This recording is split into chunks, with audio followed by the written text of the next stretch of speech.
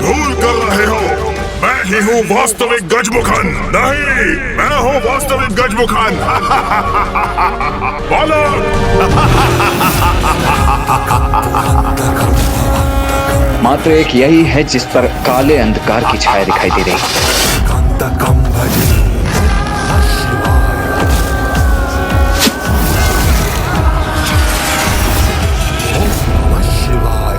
अपने भीतर के वास्तविक अंधकार को नहीं छिपा सकते तुम गजमुख, इसीलिए तुम्हारा परिचय करना अत्यंत सरल और स्पष्ट है।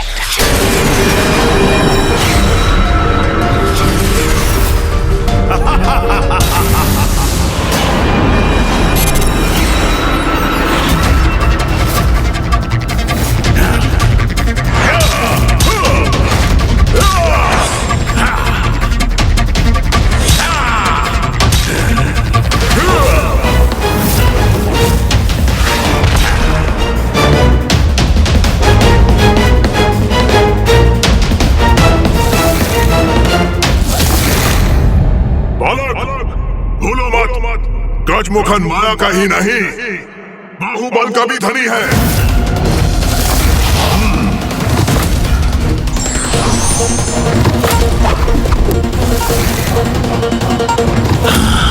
मुझे कोई अंतर नहीं पड़ता गजमुख, माया हो चाहे बाहुबल, सब मेरे समक्ष विफल होंगे।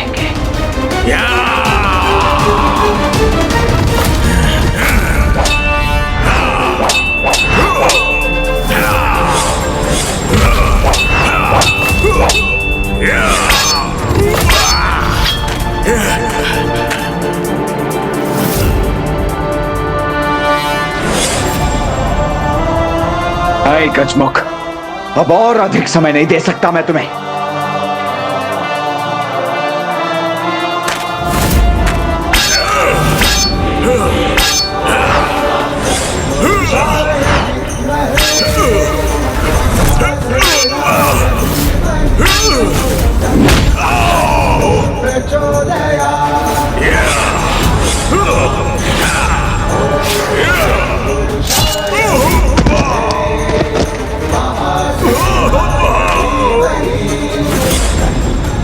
यही अवसर है, देव सेनापति कुमार कार्तिकेय को इस दुष्ट का अंत कर देना चाहिए।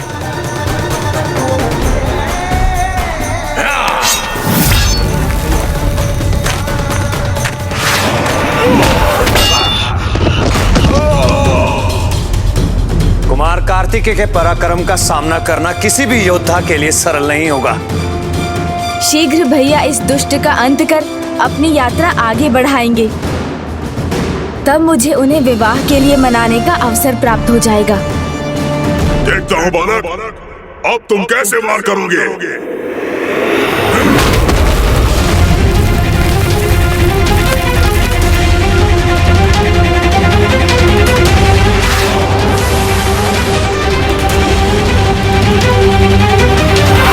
अनेकों स्थानों को पार कर हम इन नुकीली शिलाओं वाले कक्ष में पहुंच गए हैं।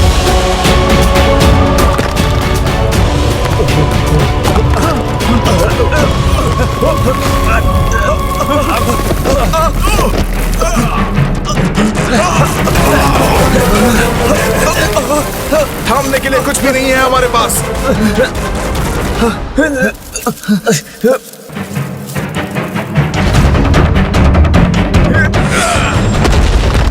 शीघ्र ही सब लोग इसे थाम लीजिए और दूसरे कक्ष में प्रवेश कीजिए।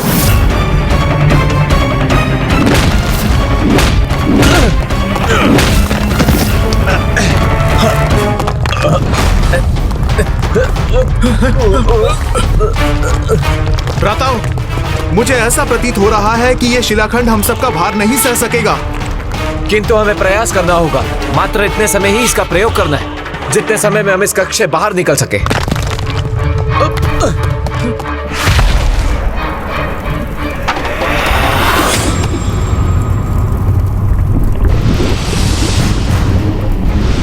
मेरा खड़क, इसे क्या हो रहा है? यहाँ कोई अस्त्र शस्त्र नहीं, मात्र शक्ति और बाहुबल का प्रयोग ही सफल होता है, जो कदाचित तुम्हारे पास है ही नहीं। मूर्ख! एक छोटी सी चींटी भी बड़े से बड़े गज का अंत कर देती है।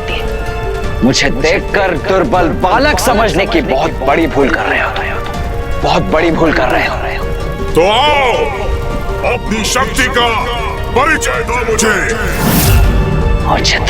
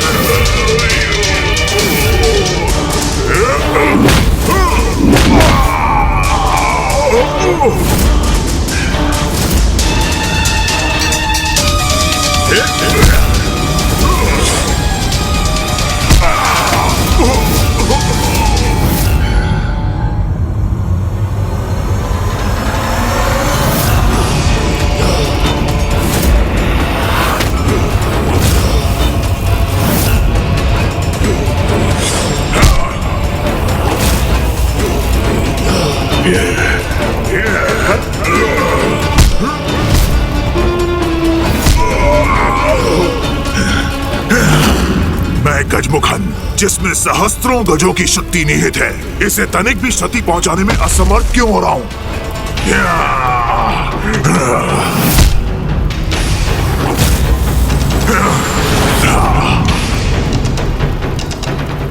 इस बालक का तो मुझे एक ही प्रहार में अंत करना होगा।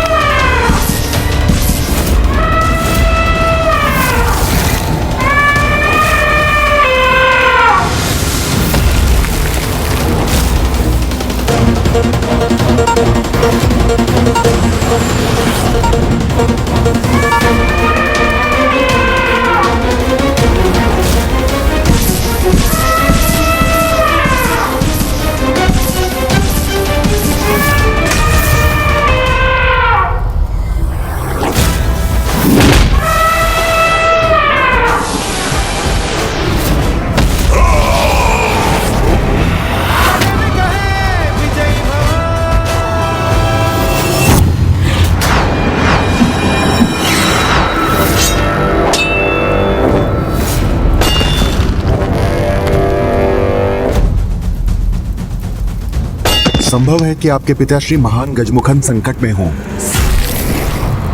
इसीलिए महान असुर सम्राट का आदेश है कि आप शीघ्र जाकर अपने पिता की सहायता कीजिए। मेरे पिता अपराजय हैं, किंतु युद्ध में उनका साथ देना मेरा परम सौभाग्य होगा। जाओ, जाकर कह दो असुर सम्राट से कि मैं और पिताश्री शीघ्र ही शेष देवताओं को बंदी बनाकर लौटेंगे। अवश्य।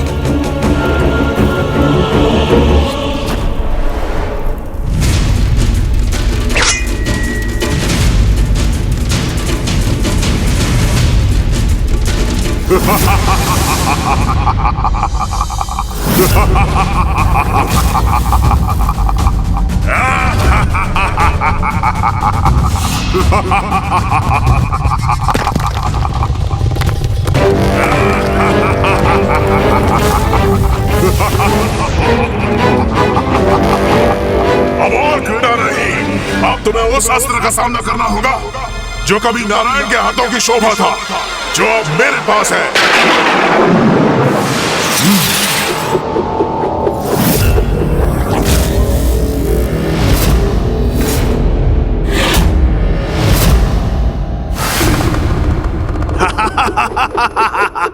दर्शन चक्र। अब ये दुष्ट देव सेनापति कुमार कार्तिकेय पर सुदर्शन चक्र से प्रहार करेगा। भैया प्रभु नारायण के सम्मान में उनके सुदर्शन चक्र का कभी उत्तर नहीं देंगे।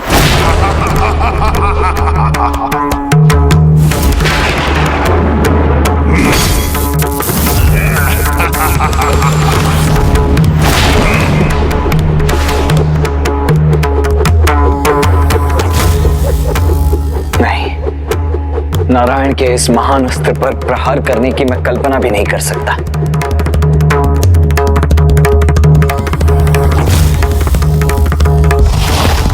हमें जो करना है शीघ्र करना होगा।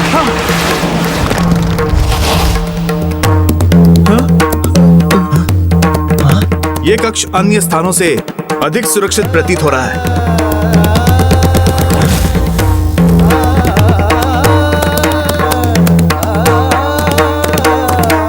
ये सुरक्षित नहीं, सबसे असुरक्षित स्थान है।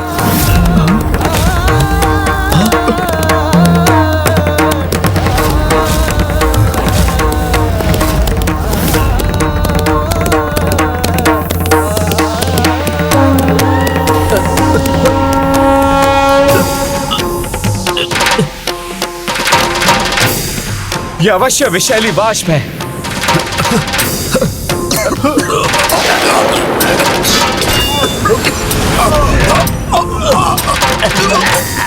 ये क्या? हम गिरने जा रहे हैं।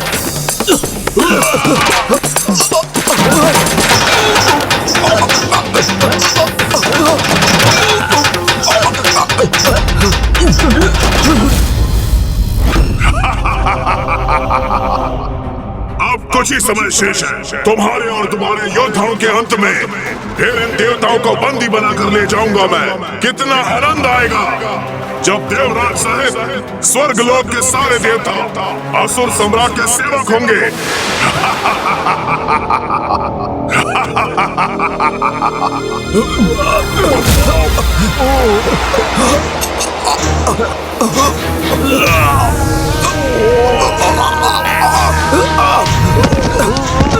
हम सभी पे विष का प्रभाव ऐसा ही बढ़ता रहा तो हम अपनी रक्षा नहीं कर पाएंगे।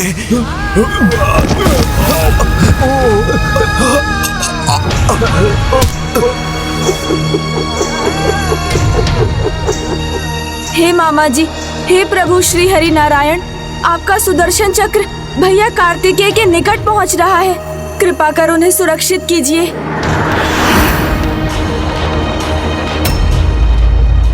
स्वयं महादेव से वरदान स्वरूप प्राप्त इस सुदर्शन चक्र को रोककर मैं उसका अपमान नहीं कर सकता पुत्र।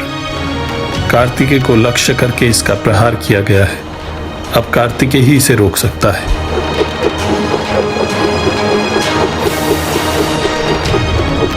क्या करूं मैं? कैसे पुत्र कार्तिकेय की सहायता करूं? अब वीर योद्धाओं को कैसे संकट मुक्त करूं मैं? हे प्रभु कुमार कार्तिकेय, हम आपका सहयोग कर दें विफल हो गए। हमें क्षमा कर दीजिए प्रभु। ओम स्वामीनाथाय नमः। ओम स्वामीनाथाय नमः। वीर बाहु की पुकार है ये। महावीर बंधुओं के प्राणों पर संकट छाया और यहाँ सुदर्शन को मैं रोक भी नहीं सकता, किंतु वीर बंधुओं के प्राणों को कुछ होने भी नहीं देना है मुझे। अब क्या करूं?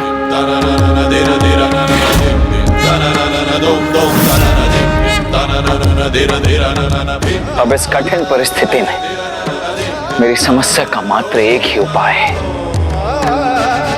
मां का शक्ति दंड। शक्ति दंड, शक्ति दंड। ओम महाशक्ति महाशक्तिये नमः। ओम महाशक्तिये नमः। ओम महाशक्तिये नमः। ओम महाशक्तिये नमः।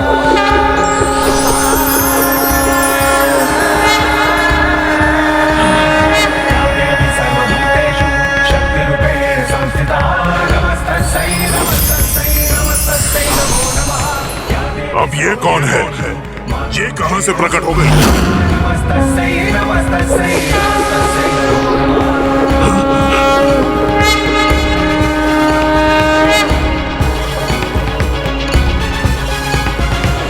प्रणाम माँ। सुदर्शन चक्र भी थम गया।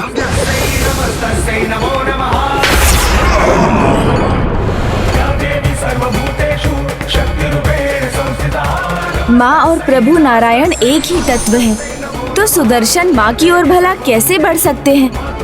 और यदि जिसके साथ माता की शक्ति है, सुदर्शन भी उसी के सहायक बनेंगे।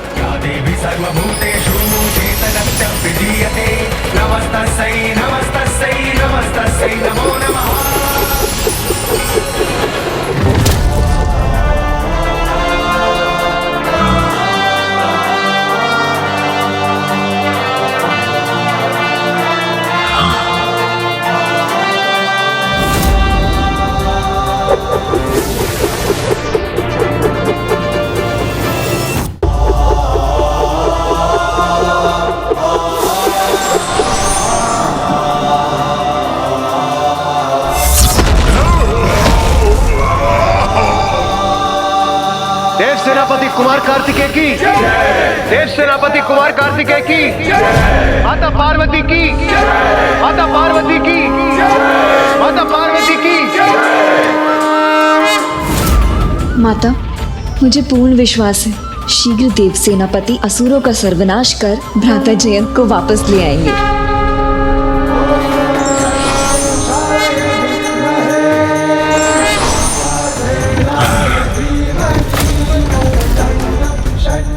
आश्चर्य, एक बालक होकर भी युद्ध का इतना ज्ञान।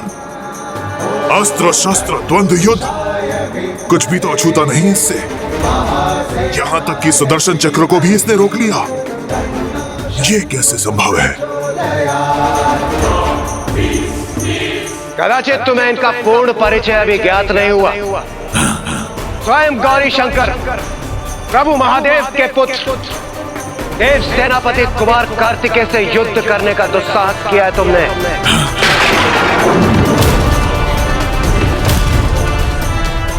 महादेव पुत्र, मात्र आपका पुत्र, जिसका जन्म केवल आपके ही अंश से हुआ हो और उसमें उसकी माता का कोई भी भूमिका ना हो, वही हमें पराजित कर सके। तथास्तु, तथास्तु, तथास्तु। गजमुख, महादेव पुत्र ही हूं मैं, महादेव पुत्र ही हूं मैं।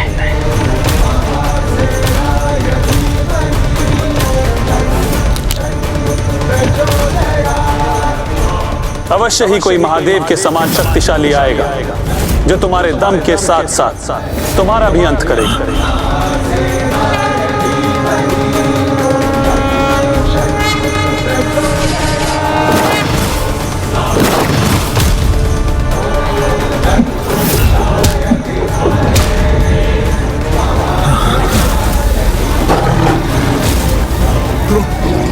मेरी रक्षा करो क्रोंच।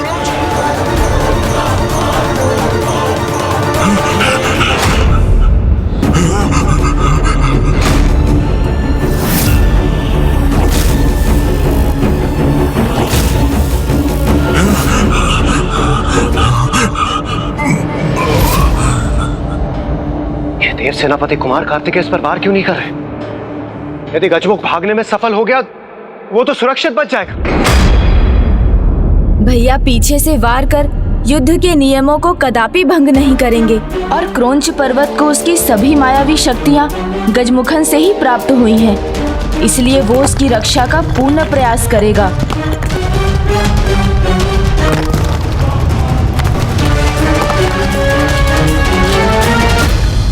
नियति जिसका विनाश चाहती है उससे कोई बड़ी भूल भी करवाती है, वो अवश्य पीछे मुड़ेगा और तब उसके सामने उसका काल होगा।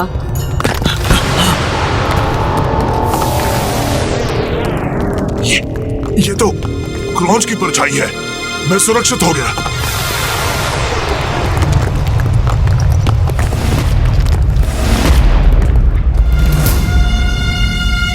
महादेव पुत्र, कितने भी वार कर लो तुम, परंतु मेरा स्पर्श नहीं कर पाओगे। मुझ तक बढ़ने का दुस्साहस किया तो मेरा क्रॉन्च पर्वत तुम सबको निकल जाएगा। तुमने मुझे विवश कर दिया शक्ति का प्रयोग करने पर।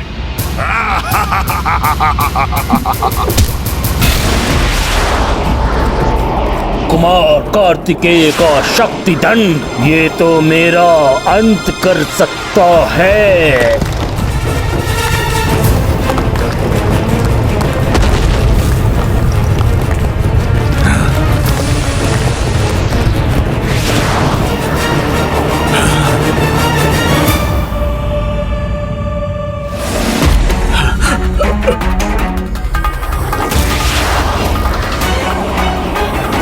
अपनी रक्षा कैसे करूं मैं? मुझे कौन बचाएगा?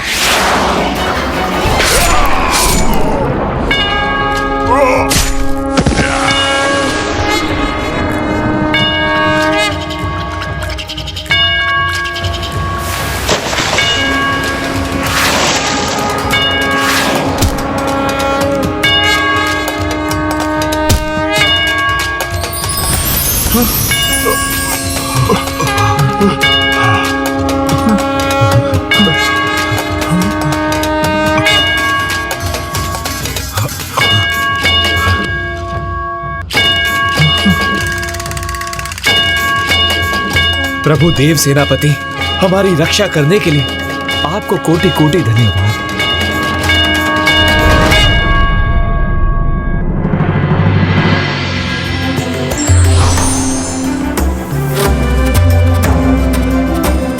प्रभु स्वामीनाथ की जय। देव सेनापति कुमार कार्तिकेय की जय। देव सेनापति कुमार कार्तिकेय की जय। देव सेनापति कुमार कार्तिकेय की जय। पिताश्री, उनका वध हो गया। ये अनर्थ कैसे हो गया?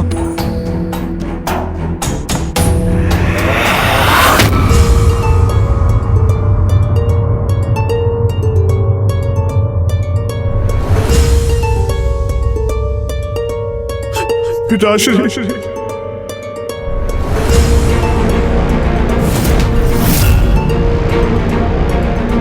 मेरे पिता का वध किया तुमने। तुम हो मेरे पिता के वधिक।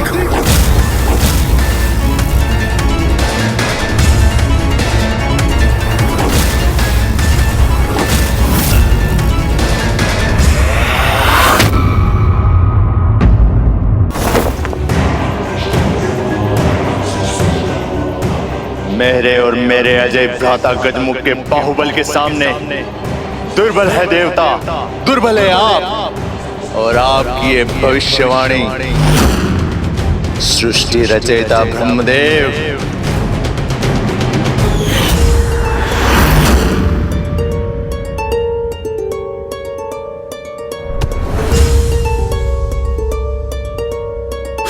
पिताश्री,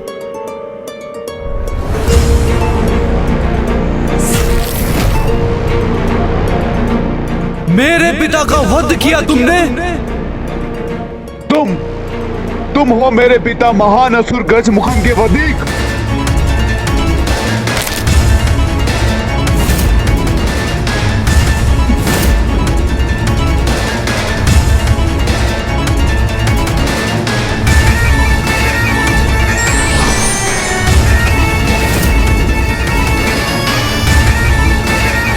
ये युद्ध करने का समय नहीं है।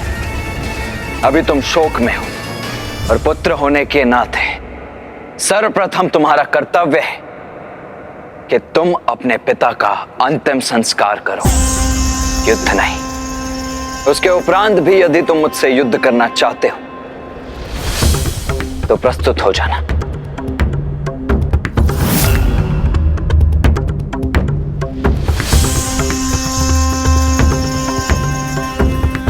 चलिए मूषक जी, भ्राता केदारनाथ की यात्रा के लिए निकल चुके हैं।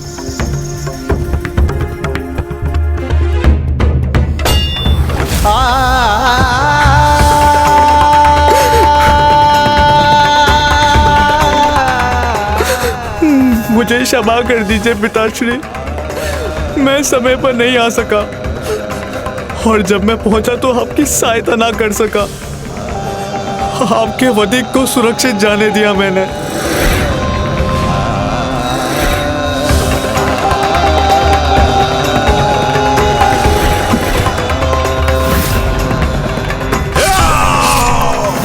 किंतु प्रतिशोध की अग्नि मेरे भीतर धधक रही है। जब मैं आपकी मृत्यु का प्रतिशोध लूंगा, वो सर्वकाल का सबसे भयंकर युद्ध होगा। वो सर्वकाल का सबसे भयंकर युद्ध होगा। ब्रह्मदेव, कदाचित आप मेरे पुत्रों के पराक्रम से परिचित ही नहीं, तो सुनिए, देवताओं को अपना सेवक बनाकर उनका मिथ्या दंभ मिटाया है। अब बारी है आपके ज्ञान को पराजित करने की। इसीलिए आपको तो अब यहीं रुकना होगा ब्रह्मदेव।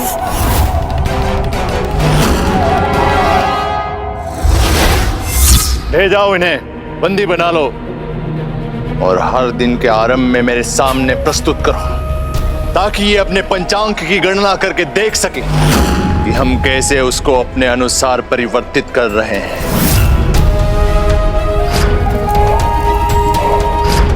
ये कैसा दृश्य देखा मैंने?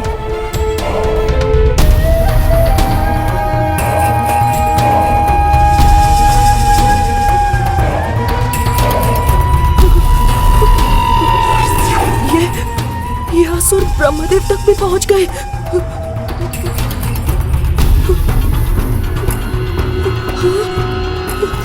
ब्रह्मदेव स्वयं इनके बंदी बन गए, तो फिर हमें कौन मुक्त करेगा?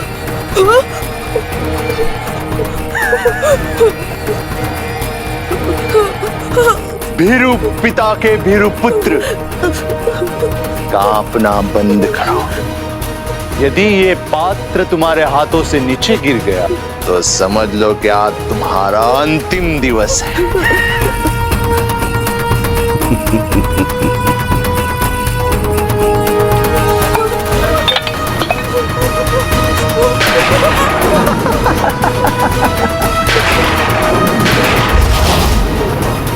इस जल में रक्त क्यों दिखाई दे रहा है मुझे? मुझे क्षमा कर दीजिए असुर सम्राट, मैं ये स्थान अभी स्वच्छ कर देता हूँ। ये है देवराज इंद्र, अर्थात स्वर्ग के सबसे शक्तिशाली पुरुष का पुत्र। मेरी एक हुंकार ने इसे सूखे दुर्बल पत्ते के भांति हिला दिया। और तब भी ब्रह्मदेव को हमारा भविष्य अंधकारमय दिखाई दे रहा है। कोई बात नहीं, आज गजमुख इंद्र को बंदी बनाकर लेके आएगा, तब हमारे शक्ति का सत्य उन्हें भी ज्ञात हो जाएगा। भ्राता श्रीमुख, गजमुख के भव्य स्वागत की तैयारी की जाए। उसके लिए समग्र महेंद्रपुरी को सज्जित किया जाए। नहीं! ज्येष्ठ, अनिष्ट की आशंका मेरे मन में छाई हुई है। नारायण ने आपको जिसके प्रति सचेत किया था, कहीं ये बालक वही तो नहीं? कहीं हम ब्रह्मदेव की भविष्यवाणी को गंभीरता से नहीं लेकर कोई भूल तो नहीं कर रहे हैं? कहीं वो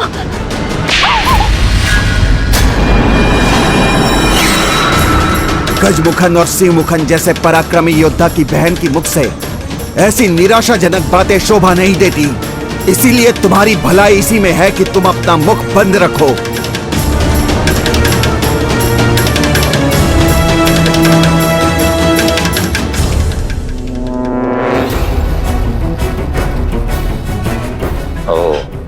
समझा। दिन रात ऋषि मुनियों को प्रताड़ित करने के लिए उसके साथ रहती हो तुम। उसके लिए उनकी संगति का प्रभाव हुआ है तुम पर। बुद्धि भ्रष्ट हो गई है तुम्हारी। शत्रु के प्रति सचेत रहने का अनुरोध कर रही हूँ मैं केवल। यहाँ प्रतीक्षा करने के स्थान पर आवश्यकता पड़ने पर भ्राता गजमुखन की सहायता के लिए हमें तैयार रहना चाहिए। अब मैं तुमसे सीखूं कि मुझे क्या करना चाहिए और क्या नहीं। जिसने मात्र कुछ असहाय ऋषि मुनियों को सताया है, वो मुझे सिखाएगी कि असुरों का साम्राज्य मैं कैसे चलाऊं। ज्येष्ठ मुझे अपमानित क्यों कर रहे हैं? एक नारी जिसमें ना बुद्धि है ना बल। अब मुझे उससे सीखना होगा कि मैं अपने असुर साम्राज्य की रक्षा कैसे करूं। जाओ, दूर हो जाओ मेरी दृष्टि से। तुम्हारे इस मुख को ना ही मैं अब देखना चाहता हूं, ना ही तुम्हारे कोई व्यर्थ के सुझाव सुनना चाहता हूं। जाओ। अब ज्येष्ठ ने मेरे अपमान और तिरस्कार की सभी सीमाएं पार कर दी हैं, परंतु मैं इसका उत्तर अवश्य दूंगी।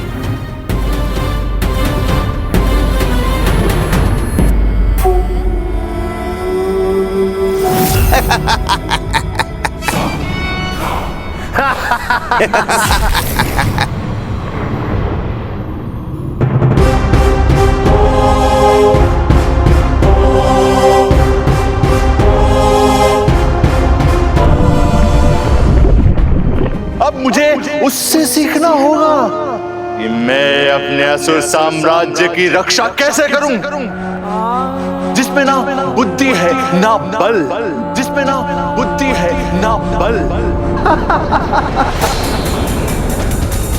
अंततः ढूंढ ही लिया मैंने। मुझे ज्ञात हो गया देवराज इंद्र की पत्नी देवी सची कहाँ है, परंतु उसे पकड़ने में तुम्हारी सहायता चाहिए।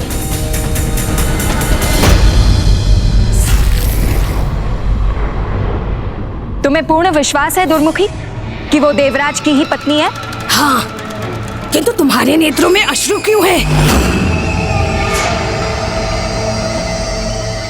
भरी सभा में ज्येष्ठ मेरा अपमान करे तो फिर मेरे नेत्रों में अश्रु ही तो होंगे ना दुर्मुखी।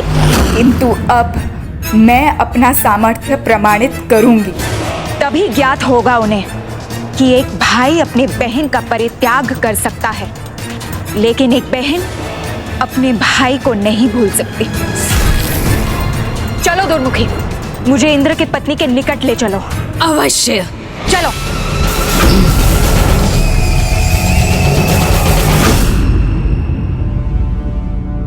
ओम नमः शिवाय। ओम नमः शिवाय। हे महादेव, आपसे एक ही प्रार्थना है, जब तक कुमार कार्तिकेय उस अत्याचारी तक ना पहुंच जाए, तब तक आप मेरे पुत्र जयंत को सुरक्षित रखिएगा।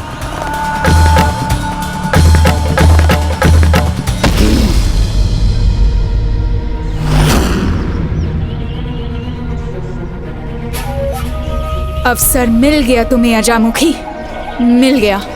असुर सम्राट सुरपद्मन के समक्ष स्वयं को प्रमाणित करने का कि मैं साधारण नहीं असाधारण हूँ। यहाँ किसी की उपस्थिति का आभास हो रहा है, मुझे सावधान रहना चाहिए।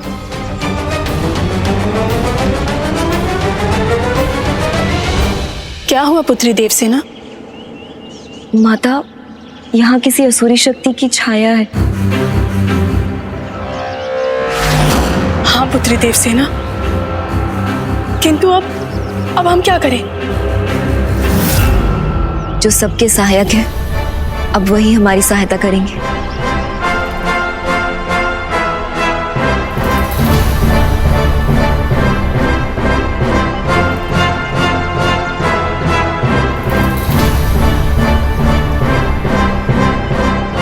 ओम कार्तिकाय विद्महे शक्तिहस्ताय धीमहि तन्नो स्कंदः प्रचोदयात्। ओम कार्तिकाय विद्महे शक्तिहस्ताय धीमहि तन्नो स्कंदः प्रचोदयात्।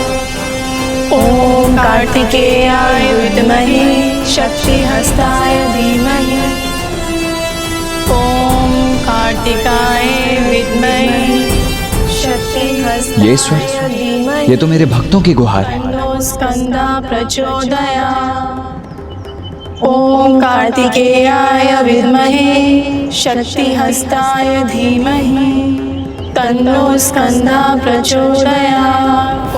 मुझे ऐसा आभास क्यों हो रहा है जैसे कोई पुनः विपत्ति आने वाली हो। धीमहि तन्नो स्कंदा प्रचोदयात्। ओम कार्तिकेयाय विद्महे शक्तिहस्ताय धीमहि। हमारा आगे बढ़ना कठिन होता जा रहा है, किंतु मैं रुकने वाली नहीं हूँ दुर्मुखी। किसी भी परिस्थिति में स्वयं को प्रमाणित करना ही होगा।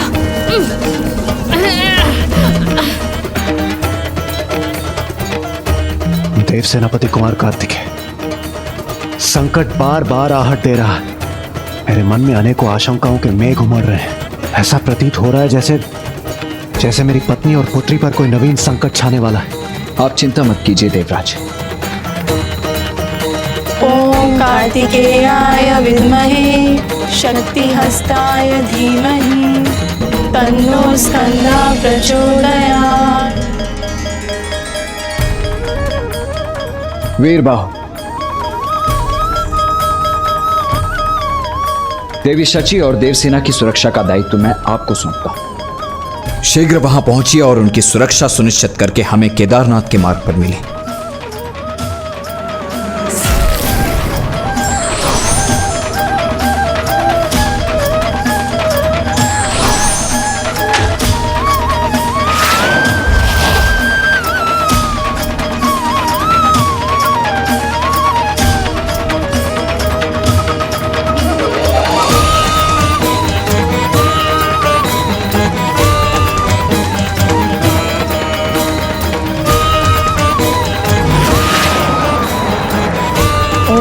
कार्तिकेयाय विद्महे शक्तिहस्ताय धीमहि तन्नो स्कंदा प्रचोदयात्। ओम कार्तिकेयाय विद्महे शक्तिहस्ताय धीमहि तन्नो स्कंदा प्रचोदयात्।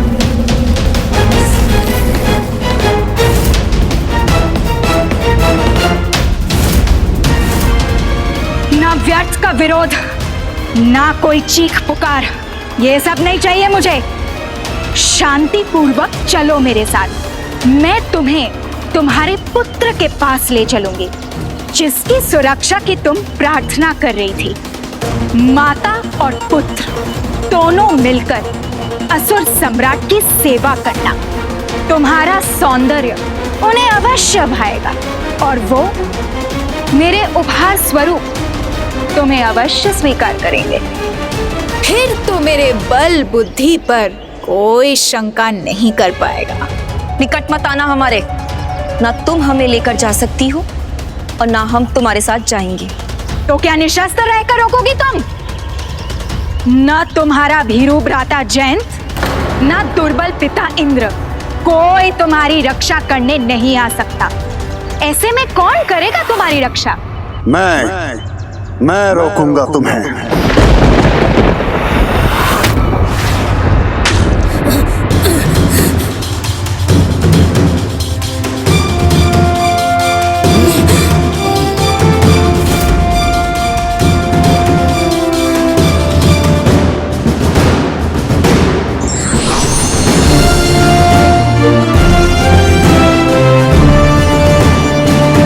अजामुखी हूं मैं, कोई साधारण स्त्री नहीं।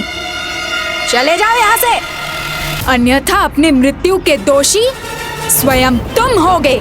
दोष तो तुम कर रही हो, निर्दोष देवियों को सताकर। तुम चली जाओ तो मैं भी चला जाऊंगा। इनका दोष है देवता कुल का भाग होना, इसीलिए हमारी ताड़ना के भागी है ये। साहस है तो रोक लो हमें। साहसी पुरुष तो वो होते हैं जो स्त्री पे वार नहीं, उनका सम्मान करते हैं। इसे शांति पूर्वक चली जाओ यहाँ से। मुझसे डरकर बहाने मत बनाओ। तुम हो कौन जो मेरे कार्य में हस्तक्षेप करने चले आए? वीर बाहु हूं मैं, स्वामी कार्तिकेय का सेनापति, स्वामी कार्तिकेय का सेनापति, स्वामी कार्तिकेय का सेनापति।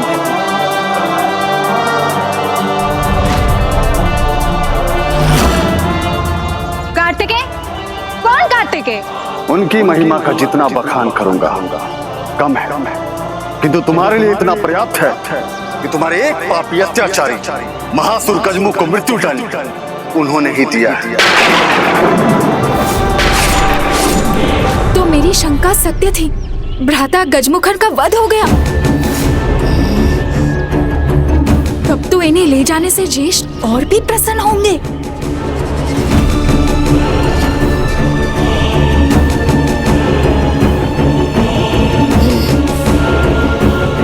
वो जो भी है उसके किए का दंड अवश्य मिलेगा और मेरे प्रतिशोध का आरंभ होगा इन दोनों के हरण से।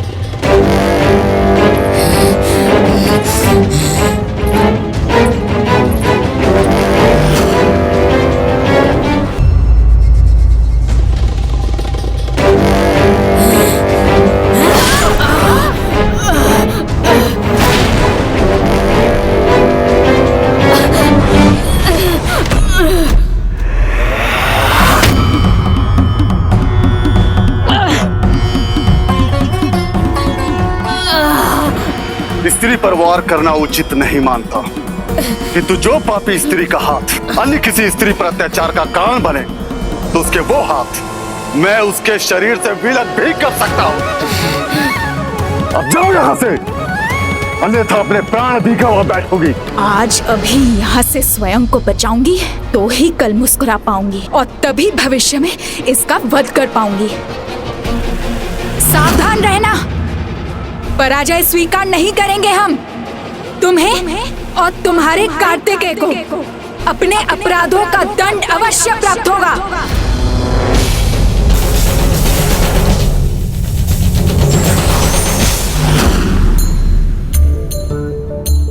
प्रणाम प्रणाम प्रणाम। आप चिंता ना करें माता, मैं भी आपको सुरक्षित स्थान पर ले जाऊंगा। किंतु देवराज इंद्र तो स्वर्ग में उपस्थित नहीं है, इसलिए वो स्थान भी हमारे लिए सुरक्षित नहीं है। तो फिर आप कहाँ लेकर जाएंगे हमें? कैलाश कैलाश कैलाश।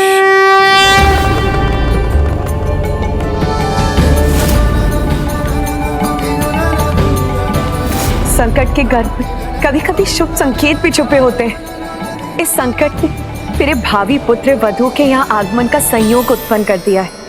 विजय नाद के साथ इंद्र देवता और दूसरे लोगों को बंदी बनाकर मेरा भ्राता महाबली गजमुख और उसका वीर पुत्र सुरेंद्र कैसे भी क्षण आ रहे होंगे और उसके आने से पूर्ण उनके स्वागत की तैयारियां हो जानी चाहिए।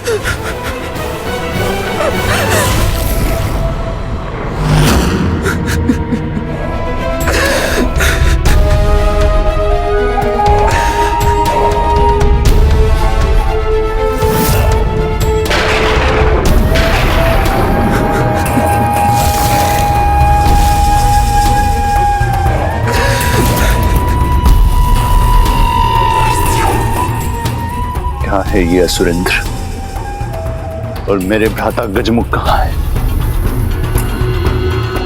और तुम उसके मुकुट लेके क्यों आए हो? यही शेष बचा है पिताश्री का। अकेले थे जब उसने पिताश्री पर प्रहार किया और उनका वध कर दिया। वो अपने 9 योद्धाओं और देवताओं के साथ था और मैं अकेले होने के कारण उसे क्षति तक भी नहीं पहुंचा सका। छीन लिया उसने पिताश्री को, आपके भ्राता को छीन लिया। कौन है वो?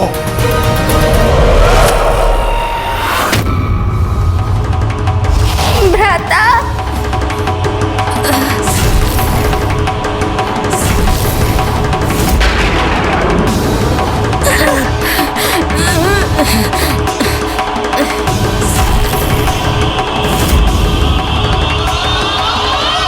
देखिए भ्राता, आपकी बहन की कैसी दुर्दशा की उसने।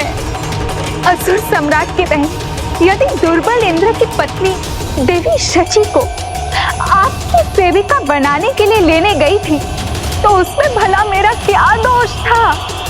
किंतु वहां सेनापति आ गया और मुझे आघात दे गया। कोई बताएगा मुझे कि किसने मुझे चुनौती देने का दुस्साहस किया? कार्तिकेय भ्राता,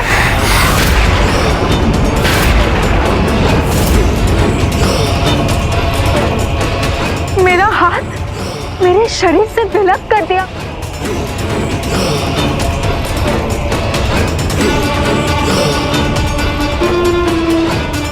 तो तुम्हें वहां पे जाने की क्या आवश्यकता थी? स्त्री हो अबला हो तो तुम्हें यहाँ पे ही रहना चाहिए था ना, राजभवन में। जिसका सामर्थ्य नहीं वो करने क्यों गई थी तुम? बस भ्राता, आप मेरे अपमान की सारी सीमा लांघ चुके हैं। आप केवल एक सामान्य असमर्थ पुरुष की भांति अपने गृह में अपने ही लोगों और स्त्रियों का अपमान क्यों कर रहे हैं? यदि आप सचमुच में एक महान पराक्रमी योद्धा हैं, तो जाइए अपने भ्राता के अंत का प्रतिशोध लीजिए। युद्ध भूमि में जाइए। इस प्रकार गृह में हुंकार भरने से कुछ नहीं होगा। जाइए भ्राता, जाइए। हाँ हाँ, स्वयं मैं जाऊंगा और उसका अंत करूंगा और उसके बाद मैं तुम्हें दंडित करूंगा।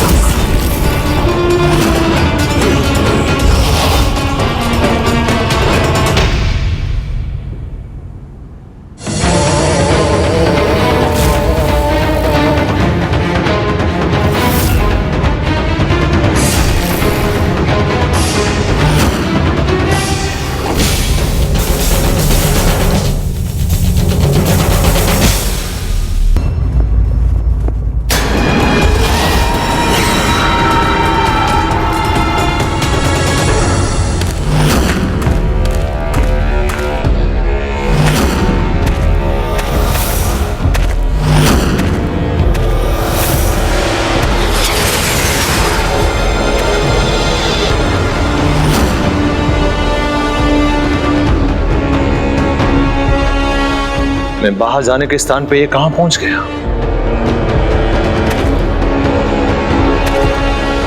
कहां जा रहे हो पुत्र?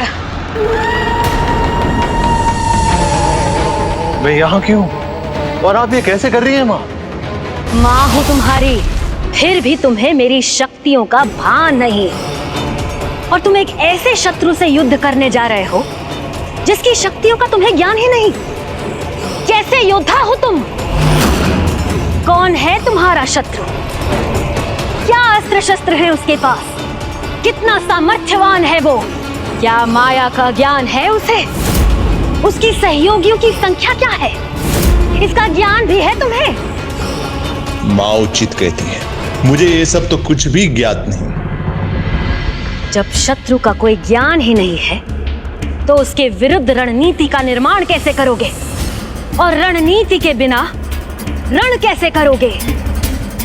आप सर्वथा उचित कहती है माँ। उसके विषय में सब कुछ ज्ञात करूंगा मैं शीघ्र किसी को भेजूंगा। किसी को नहीं, भाखन और उसके सहयोगी मयूरन और सिरन को भेजो।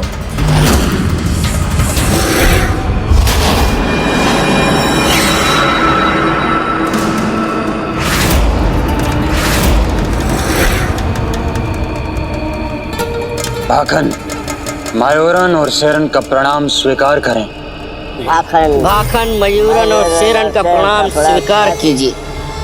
असुर सम्राट, भाखन को भास हो गया है कि आपके मन में क्या चल रहा है। आपके बताए बिना मैं सब समझ गया। अब आप अपनी चिंताएं मुझ पर छोड़ दीजिए। अब जो भी करना है वो मैं करूंगा।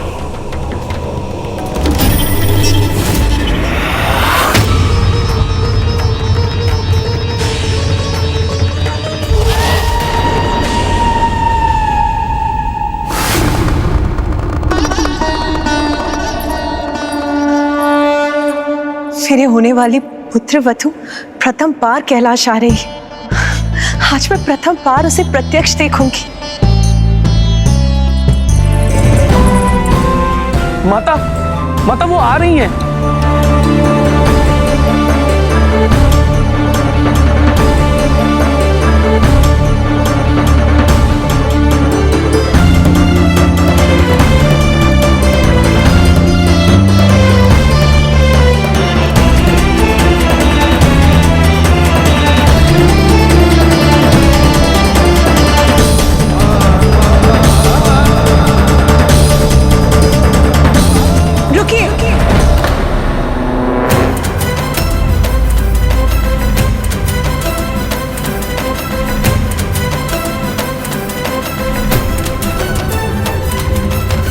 पुत्री,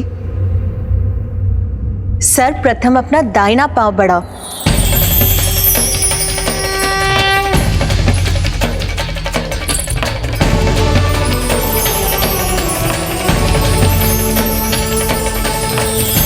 ये स्वयं मैंने आपके लिए बनाया भो।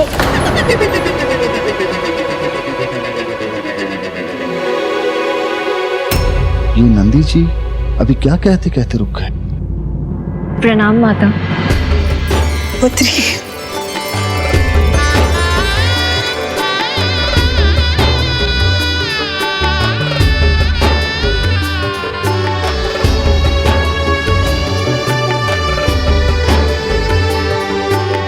आओ पुत्री, तुम्हारा स्वागत है कैलाश में।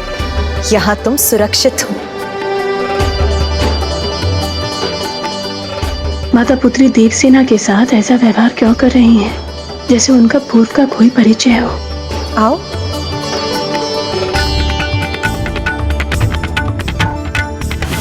हाँ पुत्री, तुम्हें भूख लगी होगी ना, बैठो।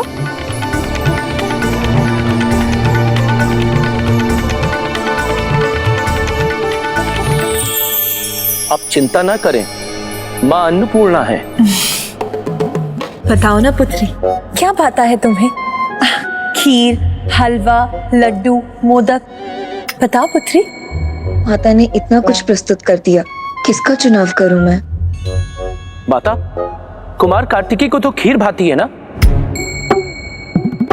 हाँ, मेरे विचार से तुम्हें भी खीर बहुत भाएगी, है ना? माता, इस विपत्ति के समय में आपने हमें आश्रय दिया, उसके लिए आपका कोटि कोटि धन्यवाद। किंतु आपको हमारा इस प्रकार का स्वागत और इतना कष्ट उठाने की कोई आवश्यकता नहीं थी। उचित होगा कि पुत्र कार्तिकेय और पुत्री देवसेना के विवाह की चर्चा देवी शची से मैं नहीं, अपितु स्वयं देवराज इंद्र ही करें। पुत्री देवसेना आज प्रथम बार कैलाश आई, तो इतना स्वागत तो स्वाभाविक है ना पुत्री?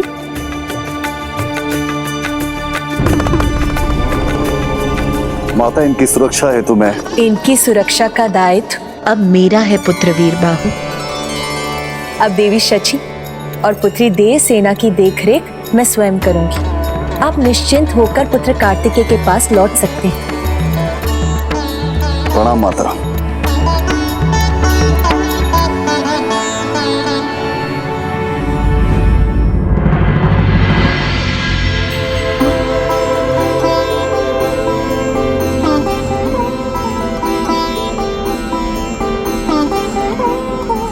ये तो बहुत शुभ है कि भ्राता की यात्रा श्री केदारनाथ से आरंभ होने जा रही है, क्योंकि अब मुझे माता और पिताश्री की एक पावन कथा सुनाकर उन्हें विवाह के लिए मनाने का अवसर प्राप्त हो जाएगा।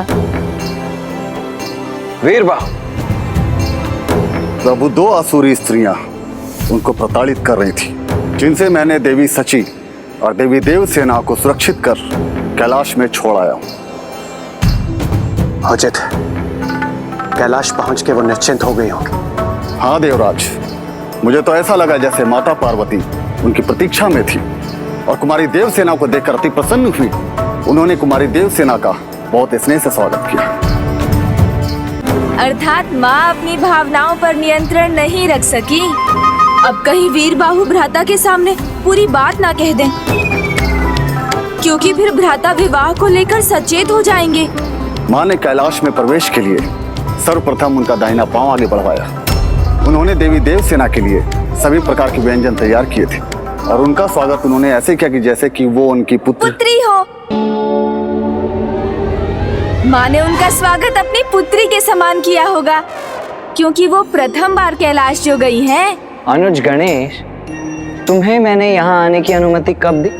भ्राता, आपकी आज्ञा का उल्लंघन नहीं किया मैंने। आपके साथ नहीं, आपके पीछे पीछे आया हूँ। किंतु क्यों?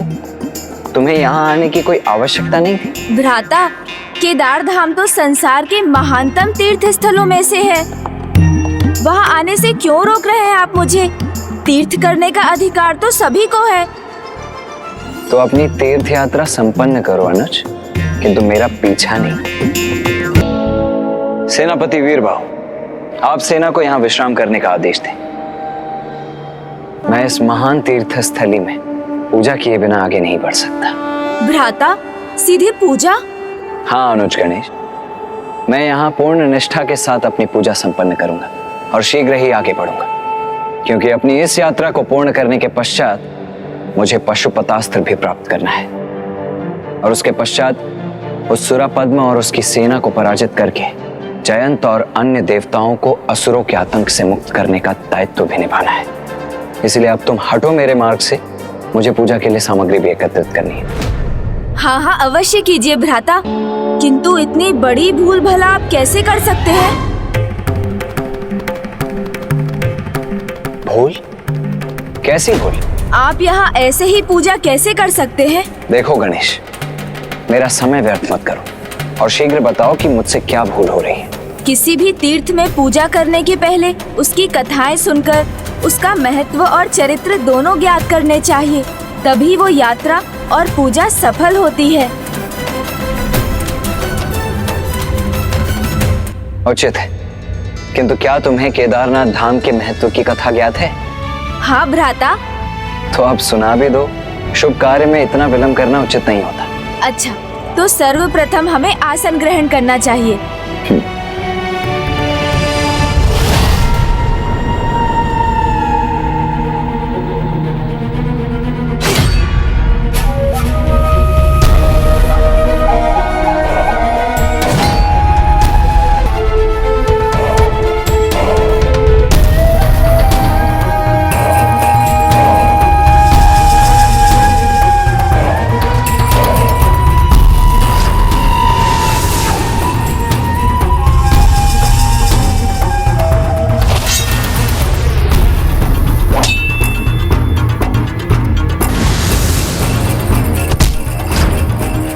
महारान, वो यहीं थे।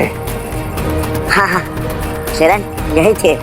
हाँ मयूरन, मुझे भी लग रहा है कि वो लोग यही थे, लेकिन कहाँ?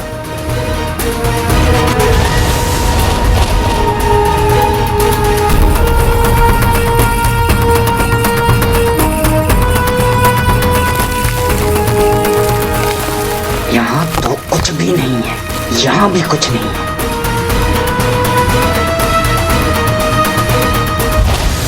किंतु यहाँ तो कुछ भी नहीं दिख रहा है।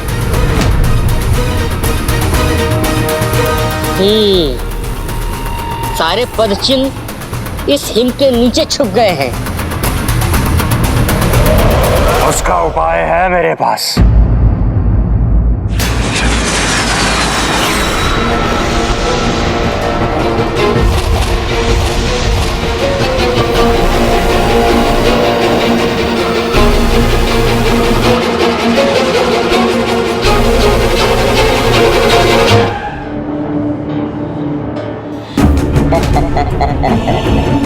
उनके पद चिन्हों के अनुसार वो केदारनाथ की ओर गए हैं। वो केदारनाथ की ओर गए हैं। वो केदारनाथ की ओर गए हैं।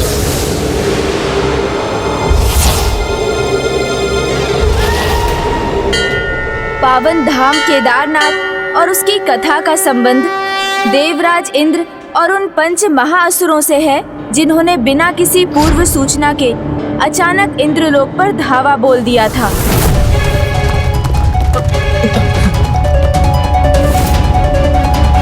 अब ये किस संकट की सूचना है? कौन है वो?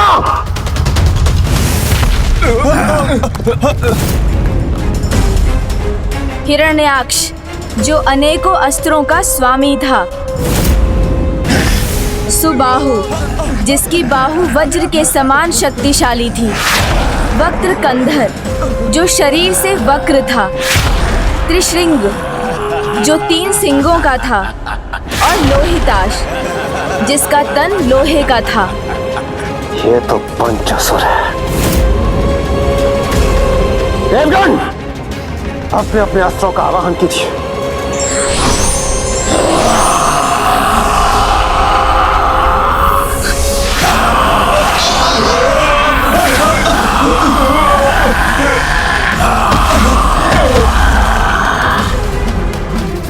ये पंचासुर, ये तो अजय है। नारायण नारायण।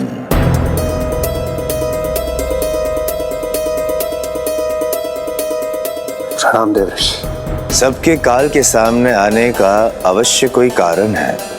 और बात रही इन पंच असुरों की, तो इनका काल बनेगी स्वयं महादेव की शक्ति। जब वे करेंगे काल का रूप धारण, तभी पंच असुरों के पराजय का बनेंगे कारण। उससे पूर्व देवराज इंद्र, आपको प्रस्थान करना होगा, मंदाकिनी के तट पर पहुंचना होगा और वहां पहुंचने के बाद आराधना करनी होगी, तपस्या करनी होगी प्रभु की। और तब तक अन्य देवताओं का क्या दायित्व होगा? रक्षा करनी होगी आपको देवराज इंद्र की और उनके तप की।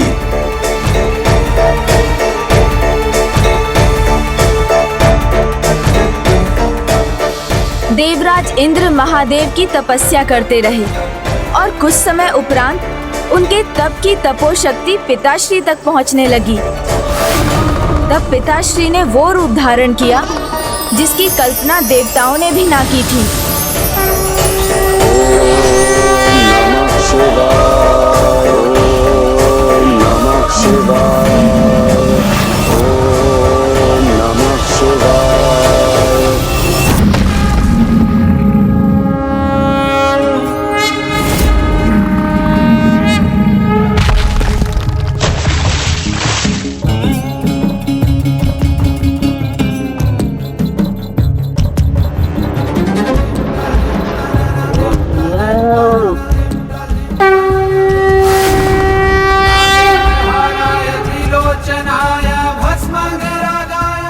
महादेव महेश रूप में।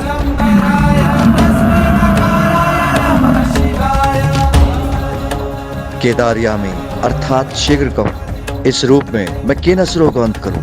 हिरण्याक्ष, सुबाहु, वक्रकंदर, त्रिशिंग और लोहिताश।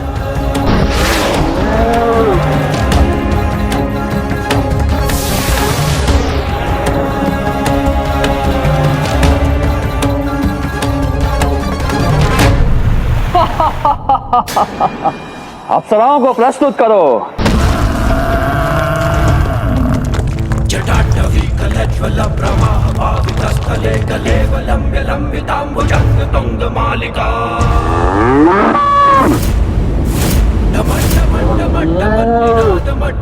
रुक जा दोस्त महेश।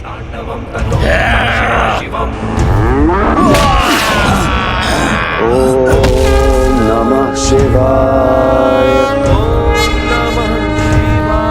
शक्तिशाली बाहु तुम्हें थाम लेगी महेश।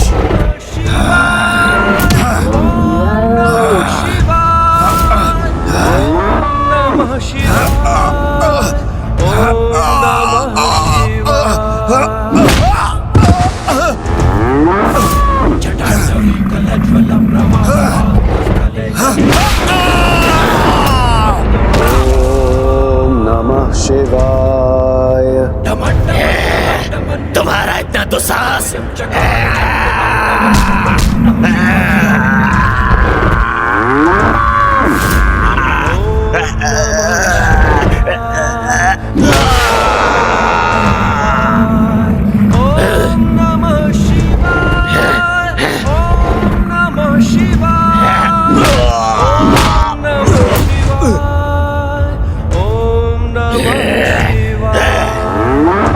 लोहे का तन है मेरा, तेरे सींग भी मुझे क्षतिग्रस्त नहीं कर सकते।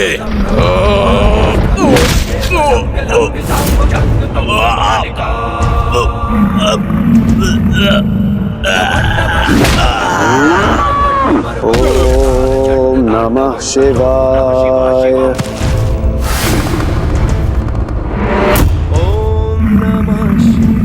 दुष्ट महेश, मेरे अस्त्र तुम्हारा अंत करेंगे।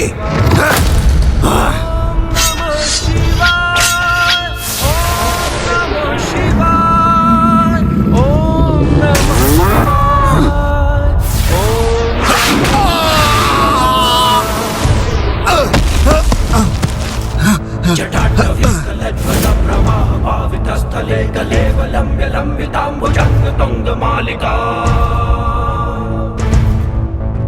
ढमट ढमट ढमट कुंजनाद मट्ट मर्वयं चकार चंड तांडवं ततोऽन्ना शिवा शिवम् ओम नमः शिवाय ओम नमः शिवाय ओम नमः शिवाय। हम देवताओं की रक्षा के लिए और असुरों के आतंक से मुक्ति प्रदान करने के लिए आपका कोटि कोटि धन्यवाद प्रभु। अपने निज रूप में दर्शन प्रदान करने की कृपा करें प्रभु।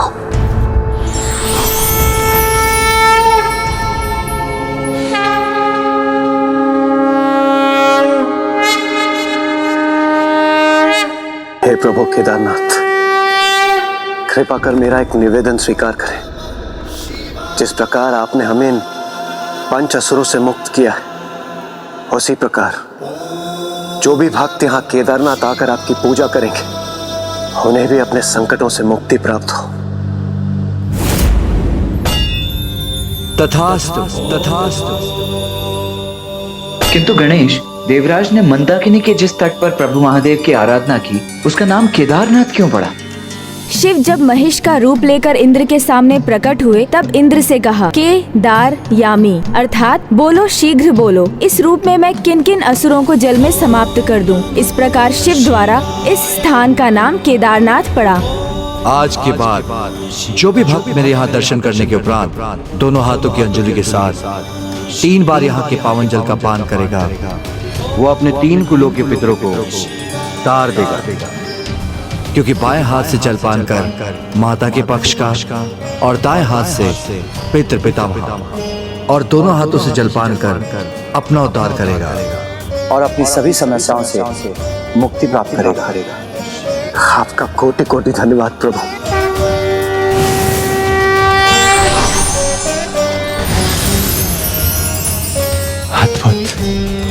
इस प्रकार यहाँ तपस्या और प्रार्थना करने पर प्रभु ने देवराज इंद्र को ही नहीं, अपितु संपूर्ण जगत को उनके संकटों से मुक्त होने का उपाय प्रदान किया।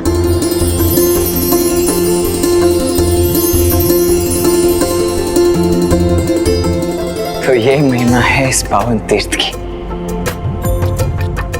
हाँ देव सेनापति कुमार कार्तिकेय,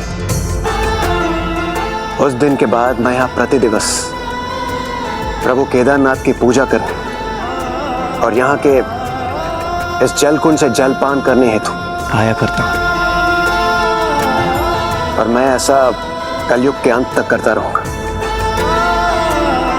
किंतु एक बार जब शीतकाल आया तो मुझे पूरे 4 माह तक प्रतीक्षा करनी पड़ी थी। इस जलकुंड का जल हिम जो बन चुका था, मैं अपनी पूजा अधूरी भी नहीं छोड़ सकता था। किंतु यहाँ के न्यूनतम तापमान की शीत का प्रबल प्रभाव मेरे शरीर पर पड़ रहा था, जिससे प्रसन्न होकर प्रभु ने अपने दर्शन प्रदान करने की कृपा की और मेरा उचित मार्गदर्शन भी किया।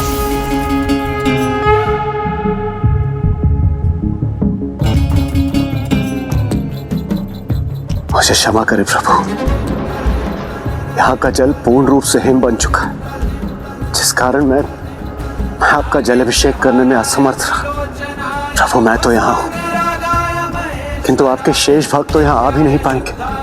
कृपा कर इस समस्या का कोई समाधान प्रदान करें प्रभु। ये 4 माह जब शीत का ऐसा प्रकोप रहेगा और मेरे भक्त मुझ तक नहीं पहुंच सकेंगे, तो उन्हें मेरे दर्शन प्राप्त करने के लिए हाटकेश्वर में होंगे, जहाँ ऐसा ही एक कुंड होगा और मैं केदार रूप में विराजमान रहूंगा।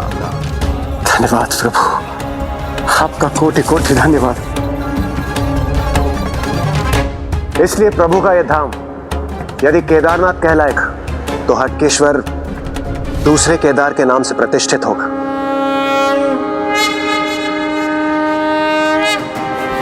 भ्राता केदारनाथ की कथा से कितने प्रभावित लग रहे हैं, परंतु अभी तो केदारनाथ से जुड़ी माता और पिताश्री की मुख्य कथा सुनाना शेष है।